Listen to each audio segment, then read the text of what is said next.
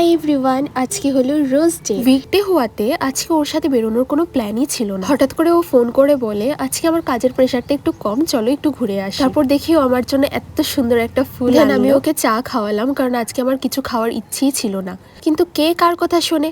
ও বলছে ও নাকি হালিম খেতে ইচ্ছে করছে, তার জন্য ও একটা হালিমও নিয়ে আসে আর ভিডিও করতে দেখে লোকটা অনেক খুশি হয়ে যায়। হালিম এন্ড কেক আমি কেকটা বানাই হরলিক্স, কাজু বাদাম, কিশমিশ, কনডেন্স মিল্ক, পেডিয়াশিওর, গ্লুকোজ, দুধ, ডিম, কাঠবাদাম।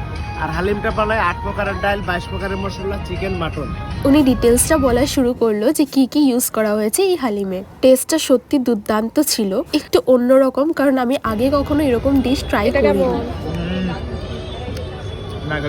পরশু তো আমরা চলে যাব ঘুরতে, তার জন্য ও আমাকে আজকে এত কিছু খাওয়ালো। এটা খাওয়ার 5 মিনিট পর ও বললো আমার না চিকেন উইংস খেতে খুব ইচ্ছে করছে। 1 প্লেট চিকেন উইংস আনলো। হঠাৎ করে ওর একটা মিটিং শিডিউল হওয়ার জন্য ওর বাড়িতে যেতে হয়েছে আর আন্টি আমার জন্য এত কিছু আনলো। এইভাবেই কাটলো আজকের সন্ধ্যেটা। টাটা।